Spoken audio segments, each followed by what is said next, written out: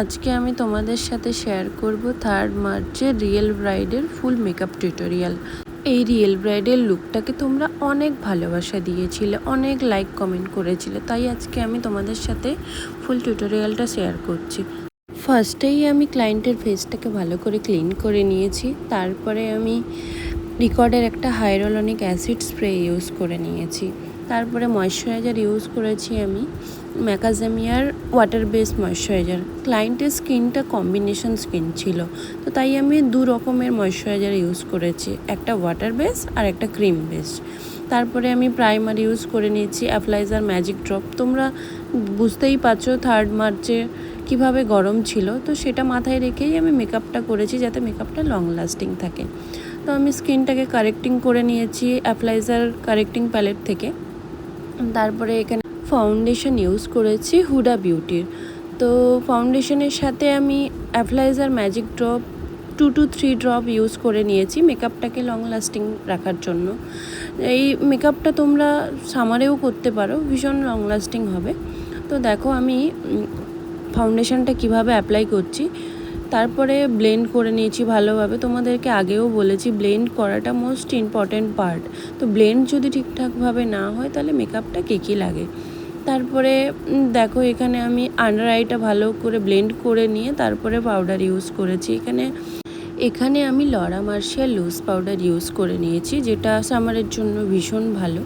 তারপরে extra পাউডারগুলো dust off করার জন্য ম্যাকের স্টুডিও ফিক্স কম্প্যাক্ট আমি ইউজ করে নিয়েছি।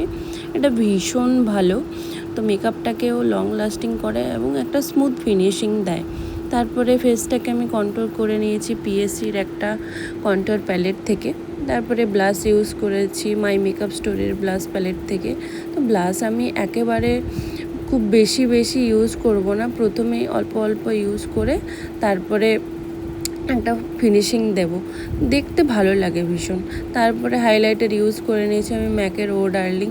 তোমরা নিশ্চয়ই আগে দেখেছো এটাকে আমি কত ইউজ করি, এটা আমার ভীষণ ভালো লাগে, একটা সফট অ্যান্ড স্মুথ ফিনিশিং দেয়। তো তারপরে আমি আইব্রোটা ড্র করে নিয়েছিলাম। ক্লায়েন্টের আইব্রো সেরকম ড্র করার মতো কিছু ছিল না, তো আমি একটা পাউডার বেস ইউজ করে নিয়েছিলাম ওটাকে এনহ্যান্স করার জন্য। তারপরে আইবেস পিএসসির আইবেস ইউজ করেছি। তো ক্লায়েন্টের আমার সেরকম কোনো ডিমান্ড ছিল না আই মেকআপের, তো ডিমান্ড ছিল যে আমার একটা সফট অ্যান্ড সাটেল একটা আই মেকআপ হোক, খুব বেশি ডিমান্ড ছিল না ওর। তো সেরকমভাবেই আমি আই মেকআপটা কমপ্লিট করে নিয়েছিলাম। তো আই মেকআপের টিউটোরিয়াল তোমরা যারা চাও অবশ্যই আমাকে কমেন্ট করে জানিও, আই মেকআপের ফুল টিউটোরিয়ালটা আমি দিয়ে দেবো। তো তারপরে মাস্কারা ইউজ করে নিয়েছি আমি। তারপরে লিপস্টিক ইউজ করেছি রিকর্ডের লিপ প্যালেট থেকে। তো ক্লায়েন্টের ডিমান্ড ছিল লিপ সেটটা 2 টোনের সেট থাকবে। তো তারপরে আমি এখানে পুরো মেকআপটাকে সেট করে নেওয়ার জন্য আরবান ডিকের অল নাইট স্প্রেটা ইউজ করে নিয়েছি। এটা ভীষণ ভালো একটা স্প্রে এবং মেকআপটাকে লং লাস্টিং রাখে।